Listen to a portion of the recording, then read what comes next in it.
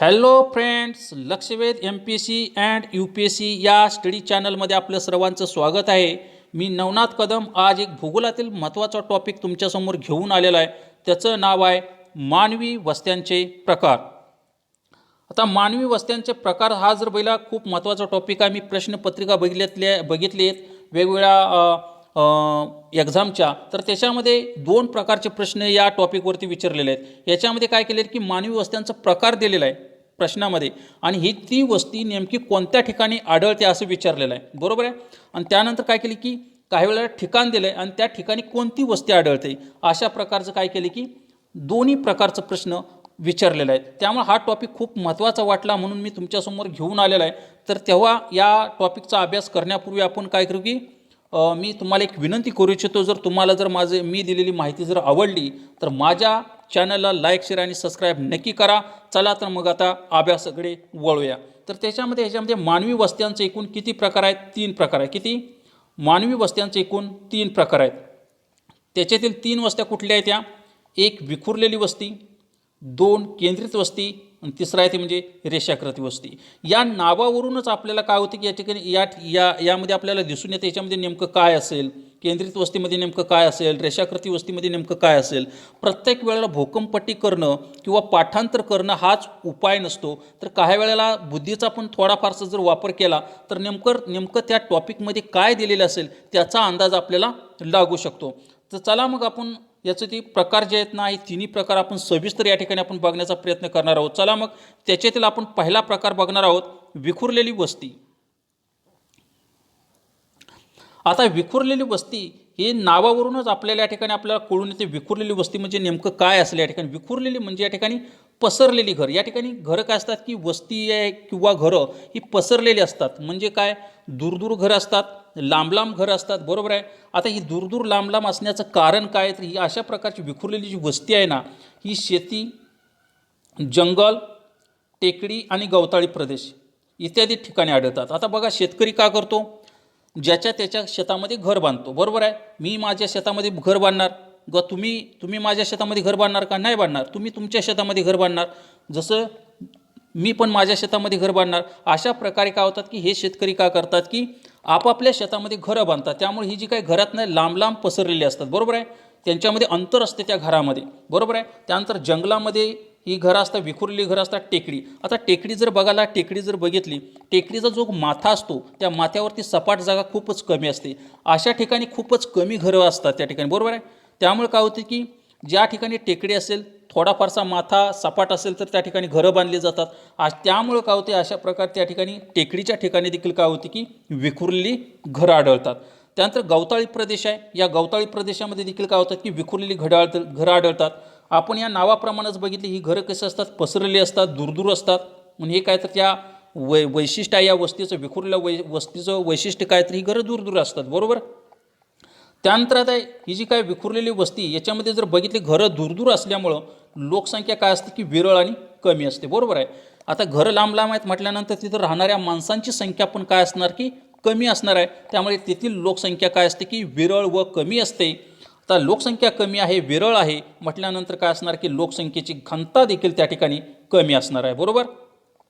आता ही जी काय विखुरलेल्या वस्तीमध्ये सुखसुविधा कमी असतात, बरोबर आहे. तर सुखसुविधा कमी का असतात, आता मला सांगा. आता ही जी काय घरं लांब लांब आहेत, आता आपल्या सुखसुविधा नेमकं कशाला म्हणायचं ते बघूया. आपली जी काय गरजा आहे त्या अन्न, वस्त्र, निवारा असेल किंवा पाणी असेल, शिक्षण असेल, ही जी काय पाणी खूप महत्त्वाचं आहे बरं का. तर या ठिकाणी या सुविधा ज्या ठिकाणी उपलब्ध होतात त्या ठिकाणी माणूस घर बांधतो, बरोबर आहे. पण या ठिकाणी जर बघितलं, ही घरं दूरदूर असल्यामुळं या ठिकाणी त्यांना सुविधा प्रत्येक घरासाठी पाईपलाईन, पाण्याची पाईपलाईन म्हणा, वीज म्हणा, शिक्षणासाठी कॉलेज म्हणा, शाळा म्हणा, किंवा दुसरं आरोग्यासाठी दवाखाना म्हणा, ती प्रत्येकासाठी त्या ठिकाणी सुविधा उपलब्ध करून देऊ शकत नाही, बरोबर आहे. याच जर वस्त्या केंद्रित असत्या, एकाच ठिकाणी जर असत्या, तर त्यांना कॉमनमध्ये या सर्व सुविधा उपलब्ध करून दिल्या असत्या. परंतु ही घरं लांब लांब असल्यामुळे प्रत्येकासाठी, प्रत्येक वस्तीसाठी या सुविधा दिल्या जात नसतात. त्यामुळे काय त्या ठिकाणी रस्त्याची पण सुविधा नसते. आता इथे या ठिकाणी जर बघितलं, जंगल या ठिकाणी टेकडी असेल, जंगल असेल किंवा तर गवताळी प्रदेश असेल, या रस्ते देखील त्या ठिकाणी नसतात. म्हणजे त्या ठिकाणी सुखसुविधा या काय असतात की विखुरलेल्या वस्तीमध्ये कमी असतात. आता आता ही जी काय विखुरलेल्या वस्ती आहेत ती पर्यावरणाच्या सानिध्यात असतात, त्यामुळे तिथे प्रदूषण काय असते की कमी असतं. आता या ठिकाणी जर पहिले शेती, जंगल, टेकडी आणि गवताळी प्रदेश ही काय की नॅचरल आहेत. नॅचरल म्हणजे काय की पर्यावरणाचा भाग आहेत, बरोबर आहे. आता पर्यावरणाच्या सानिध्यामध्ये या विखुरलेल्या वस्त्या असल्यामुळं या ठिकाणी त्या ठिकाणी काय असतं की प्रदूषण देखील कमी असतं. हे तुम्हाला समजलं असेल. विखुरलेली वस्ती म्हणजे काय, ती नेमकी कुठं आढळते. शेती, जंगल, टेकडी, गवताळी प्रदेश इत्यादी ठिकाणी आढळते. घरे दूरदूर असतात. त्यानंतर लोकसंख्या विरळ आणि कमी असते. लोकसंख्येची घनता काय असते की कमी असते. सुखसुविधा त्या ठिकाणी कमी असतात आणि या वस्त्या, विखुरलेल्या वस्त्या या पर्यावरणाच्या सानिध्यात असल्यामुळे त्या ठिकाणी प्रदूषण देखील काय असतं की कमी असतं. माझ्या मते हे तुम्हाला समजलं असेल. त्यामुळं आता पुढील जे काय प्रकार आहे वस्तीचा, तो म्हणजे केंद्रित वस्ती ही आपण त्या ठिकाणी बघणार आहोत. आता विखुरलेली वस्ती जे आपण बघितलं त्याच्या उलट या ठिकाणी केंद्रित वस्तीमध्ये, विखुरलेली वस्ती आहे ना त्याच्या उलट या ठिकाणी करायचं, बरोबर आहे. विखुरलेली वस्ती त्याच्यामध्ये काय होती, घरं दूर दूर होती, बरोबर आहे, म्हणजे लांब लांब घरं होती, बरोबर आहे. या ठिकाणी जर केंद्रित वस्ती जर बघितलं, ज्या ठिकाणी पाणी, शिक्षण, आरोग्य या सुविधा आहेत ना त्या ठिकाणी काय होतात की घरं एकवटलेली असतात. त्या ठिकाणी घरं एकवटलेली असतात. अशा प्रकारची घरं कुठे एकवटतात, ज्या ठिकाणी पाणी म्हणजे पाणी कुठं असतं, तलाव, बरोबर, सरोवरे, नाले किंवा नद्या म्हटलं तरी चालेल. या ठिकाणी नद्या पण त्या ठिकाणी होऊ शकते. ज्या ठिकाणी पाण्याची सोय आहे किंवा आरोग्यासाठी दवाखाना आहेत किंवा शिक्षणासाठी कॉलेज, शाळा अशा आहेत किंवा ज्या ठिकाणी रोजगार उपलब्ध आहेत, अशा ठिकाणी काय होतात की वस्त्यांची काय होती, त्या ठिकाणी गर्दी तयार होते. काय होते, गर्दी तयार होते. त्याला काय म्हटलं जातं की केंद्रित वस्त्या असं म्हटलं जातं. ते कुठं आढळतात, तलाव, सरोवरे, नाले, नद्या वगैरे इत्यादी ठिकाणी आढळतात. त्यानंतर ही जी काही घरं आहेत ना ही काय असतात, कशी असतात, दाटीवाटीने असतात. आता कशी असतात, दाटीवाटीने घरं असतात. म्हणजे त्या ठिकाणी घरांची गर्दी झालेली असते, मी म्हटलं होतं. या ठिकाणी आता घरं दाटीवाटीने असल्यामुळं या ठिकाणी लोकसंख्येची घनता ही काय असते की जास्त असते. लोकसंख्या पण या ठिकाणी जास्त असणार, बरोबर आहे. लोकसंख्या जास्त असतात, घरं दाटीवाटीने आहेत म्हटल्यानंतर लोकसंख्या जास्त असते. लोकसंख्या जास्त आहे म्हटल्यानंतर त्या ठिकाणी काय असते की लोकसंख्येची घनता पण त्या ठिकाणी काय असते की जास्त असते. आता या ठिकाणी या ठिकाणी जर बघितलं, या केंद्रित वस्त्याचे एक महत्त्वाचं वैशिष्ट्य म्हणजे या ठिकाणी विविध धर्माचे लोक एकत्र राहतात. असं कुठं झालं आहे का, फक्त एका ठिकाणी बरेच घरं केंद्रित झालेले आहेत, त्या ठिकाणी फक्त एकाच ठराविक धर्माचे लोक राहतात, असं झालं आहे कुठं, नाही. तर त्या ठिकाणी वेगवेगळ्या धर्माचे लोक काय करतात की एकत्रपणे राहतात, मिळून मिसळून राहतात म्हणायचं. त्या ठिकाणी लोक काय करतात की या केंद्रित वस्त्यामधील जे काय लोक आहेत ना, विविध धर्माचे लोक हे मिळून मिसळून एकत्रितपणे राहतात. आणि या ठिकाणी काय असते की केंद्रित वस्त्यामध्ये सुख सुविधा ह्या जास्त असतात, बरोबर आहे. या ठिकाणी जर आता घरं तर जास्त आहेत, बरोबर, घरं जास्त आहे म्हटल्यानंतर घरं कुठं, केंद्रित वस्त्या कुठं होतात, ज्या ठिकाणी शिक्षण, पाणी, आरोग्य किंवा रोजगार इत्यादींचे जे काय गरजा आहेत ना, त्या गरजा ज्या ठिकाणी पूर्ण होतात अशा ठिकाणीच घरं काय करतात की केंद्रित होतात. आता समजा मला जर घर घ्यायचं झालं तर मी कुठे घेणार, ज्या ठिकाणी सर्व गरजा माझ्या ज्या ठिकाणी पूर्ण होतील असं ठिकाण बघूनच मी घर घेणार. तुम्ही सुद्धा तसंच करणार. त्यावरूनच समजायचं केंद्रित वस्त्या जर बघितलं, या ठिकाणी काय असतात की सुख सुविधा काय असतात की जास्त असतात. हा प्रकार जर पहिल्या राजस्थानच्या वाळवंटी भागात आढळतो. कुठं, राजस्थानच्या वाळवंटी भागामध्ये आढळतो. आता राजस्थानच्या वाळवंटी भागामध्ये कसं काय आढळतो, तर राजस्थान म्हटलं की त्या ठिकाणी वाळूचा प्रदेश आला, तिथं पाण्याचं दुर्भिक्ष असते, पाऊस पुरेसा पडत नाही. जर समजा वाळवंटात कुठं पण घर बांधलं, बरोबर, घर बांधलं तर नंतर मला पाण्यासाठी भटकंती करावं लागेल आणि त्यातून पाणी प्यायला मिळतंय किंवा नाही मिळतंय हा पण प्रश्न आहे. त्यामुळे काय की राजस्थानच्या वाळवंटी प्रदेशामध्ये ज्या ठिकाणी पाणी उपलब्ध आहे अशाच ठिकाणी काय केली की घरं बांधली जातात. मग ही घरं कुठं बांधणार, तलाव असेल, तळी असतील किंवा सरोवर असेल किंवा नदी असेल अशा ठिकाणी घरं बांधलेली आहे. त्यामुळं राजस्थानच्या वाळवंटी भागामध्ये केंद्रित वस्त्या त्या ठिकाणी आढळतात.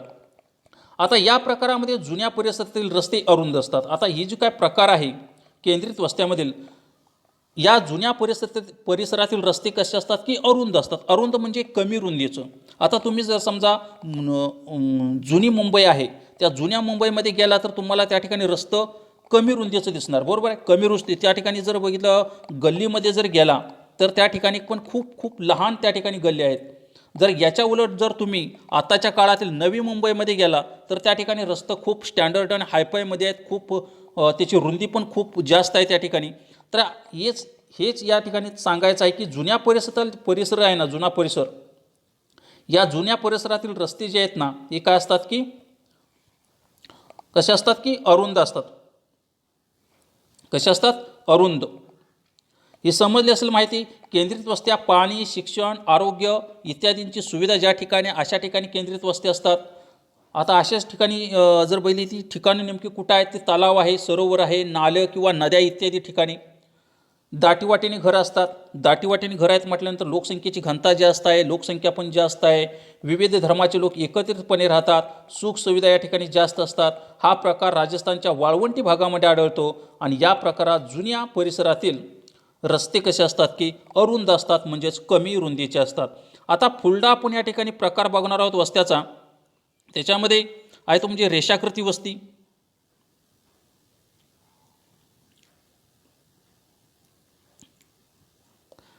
आता रेषाकृती वस्ती याच्यामध्ये जर बघितलं, आता हे नावावरूनच आपल्याला कळून ते रेषाकृती वस्तीमध्ये नेमकं काय दिलेलं असेल. याच्यामधील जी काही घरं किंवा वस्ती जी आहेत ना ती कशी असतात की एका सरळ रेषेमध्ये असतात. कशा असतात?